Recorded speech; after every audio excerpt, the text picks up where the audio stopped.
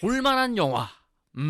요즘 제가 극장 가서 본 것 중에 이런 말이 나올 만한 영화가 별로 없었단 말이죠. 이제 CG 기술은 정체됐다, 뭐 비주얼적으로 신박한 것도 이제는 보기 힘들다, 요런 말도 자주 들려오고요. 근데 이거 참 볼만한 영화였습니다.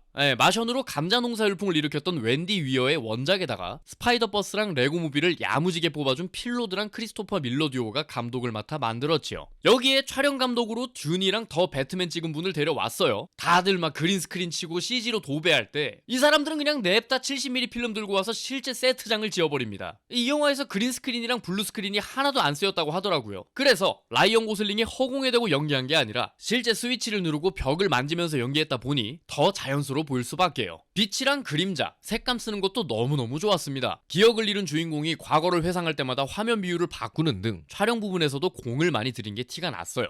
뭐 영화의 전체적인 디테일 같은 게 문과적인 모먼트가 많이 보이긴 했는데 뭐 과학 유튜버가 아니니까 그냥 넘어가고요. 스포일러 없는 영화 줄거리 간단하게 토파 보면서 어땠는지 살펴보겠습니다.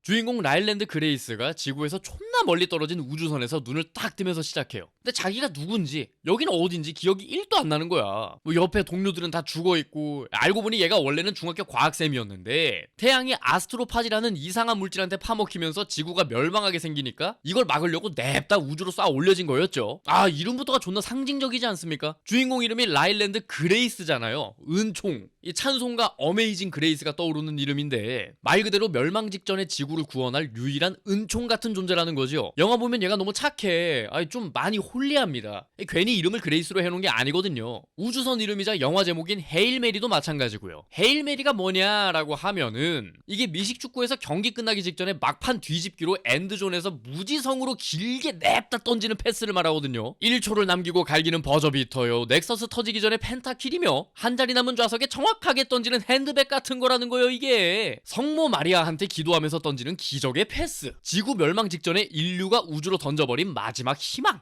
뭐예요? 실패하면 그냥 다 뒤지는 그레이스의 존나 독박 스토리라는 걸 영화 제목부터 깔고 들어가는 겁니다. 아무튼 이 불쌍한 독박 우주 인물을 라이언 고슬링이 맡았는데 역시 이런 좀 불쌍하고 짠내나는 캐릭터는 이 라이언 고슬링 형님이 해야 그 묘하게 슬프면서 억울한 얼굴이랑 그 싹 어우러진다니까. 바비에서 켄으로 보여줬던 개그감이나 다른 영화에서 보여준 진지함을 묘하게 습관놨어요. 우주선 한복판에서 혼자 소리 지르고 농담 따먹기 하고 막 춤추고 난리 치고 몸도 좋고 잘생겼는데 묘하게 찐따 같은 너드미가 절절 흐르 살짝 병원이 형 보는 기분? 캔 연기를 한번 해서 그런가 약간 그 잘생겼지만 미친 심 보는 것 같기도 하고. 영화 초반에는 얘가 사라진 기억 찾느라 바빠서 지구 구하는 게 맞는가 했는데 이걸 지구에서 임무를 총괄하는 책임자인 산드라 휠러가 기가 막히게 잡아줍니다. 작년에 존 오브 인터레스트랑 추락의 해부 보면서 연기 개 잘한다 생각했는데 이번에도 확실하시더라고요. 산드라 휠러가 맡은 캐릭터는 겉으로는 감정이 1도 없는, 찔러도 피 한 방울 안 나올 것 같은 리더였는데 노래방 장면 같은 데서 살짝 드러나는 감정선이 좋았습니다. 대놓고 눈물 짜내는 심파가 아니라 상황이 주는 진정성이 있었어요. 그러니까 막 그런 거 있잖아. 존나 완벽주의자고 주변 사람들한테 모질게 대해서 피 한 방울 안 나올 것 같은 사람이 이 프로젝트 하루 전에 긴장 좀 풀려가지고 맥주도 한 잔 마시고 노래도 부르고 하면서 막 웃기도 하고 울기도 하고 그러는 거요. 아니 저 사람이 저런 면이 있었나? 되게 의외네? 인간적이네? 이런 부분의 진정성이 느껴졌다는 거지요.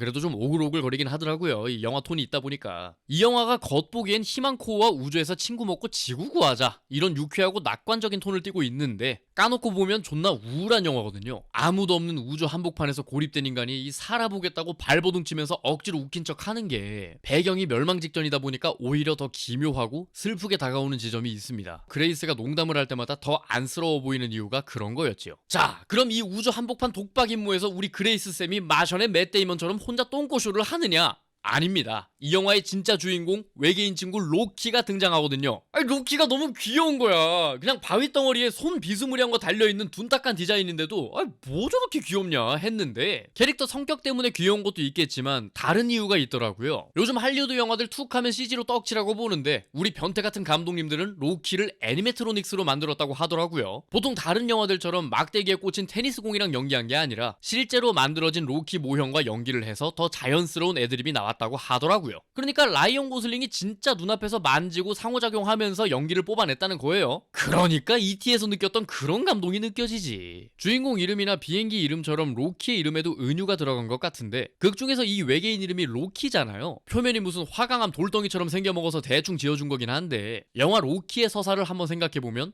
애초에 영화에서 로키랑 로키 드립이 나오기도 합니다. 복설 로키 곁엔 에이드리언이라는 친구가 있단 말이죠. 세상 외로운 두 루저가 만나서 서로를 구원하고 완성시켜주는 이야기인데 이 영화가 딱 그 모양입니다. 우주에서 만난 외로운 두 종족이 만나 세상을 구원하려는 목표가 있는 거지요. 서로 언어도 다르고 생긴 건 무슨 거미처럼 징그러워 보일 때도 있는데 이 둘이 뻘짓하면서 소통하고 우정을 쌓아가는 과정이 진짜 눈물 납니다.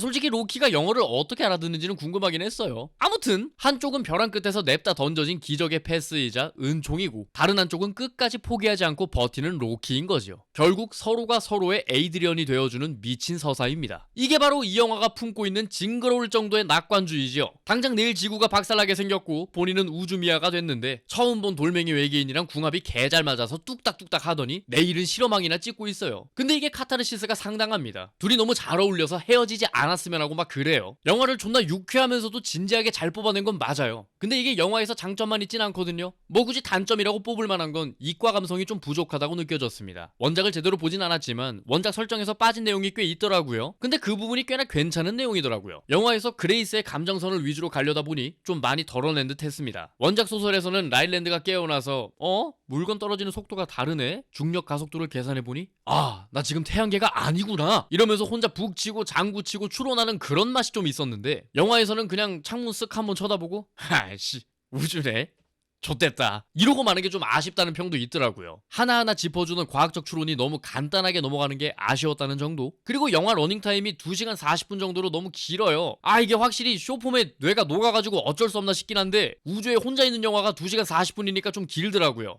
진짜 로키 없었으면 끝까지 못 봤음. 특히 마지막 후반부가 끝나나? 아니네. 와 끝났다. 문제가 또 있네. 이런 게 있긴 했습니다만 상당히 재밌었다는 게 팩트고 그래서 이 영화가 뭐 영화사의 길이 남을 불후의 명작이냐? 뭐 그 정도는 아니지만 상당히 재밌게 봤습니다. 요즘 극장과 꼬라지를 생각해보면 백날 첫날 똑같은 프랜차이즈에 멀티버스 어쩌고 하면서 뇌절치는 영화들이나 아니면 그냥 못 만든 영화들이 너무 많이 나와서 볼만한 게 없었잖아요. 뭐 그것도 아니라면 고전작 재개봉만 열심히 돌리던가요. 그런 와중에 이렇게 기본기에 충실하면서도 사람 냄새 진하게 나는 SF 웰메이드 영화가 나와준 건 꽤나 반가운 일이죠. 물론 아까 말씀드린 것처럼 후반부로 갈수록 약간 늘어지는 구간도 있고 이과 감성 낭낭한 원작의 쾌감을 다 못 살린 부분도 분명히 있습니다만 영화가 무조건 철학적이고 완벽해야만 좋은 건 아니니까요. 그냥 2시간 반 동안 온전히 스크린 속 인물들한테 동화돼서 같이 쪼들리고 웃고 안도할 수 있으면 그걸로 충분한 거죠. 기분 좋게요. 적어도 프로젝트 헤일 메리는 보면서 그랬어요. 앞으로도 할리우드에서 딱 이 정도 체급의 영화들이 좀 꾸준히 나와줬으면 좋겠습니다. 탄탄한 원작을 바탕으로 감독이 뚝심 있게 밀고 나가는 오리지널리티 있는 중대형 사이즈의 영화들. 안 보신 분들은 이번 주말에 시간 내서 한 번쯤 팝콘 들고 극장 가보시는 걸 추천해드립니다. 이 영화 정말 재밌습니다. 평서문.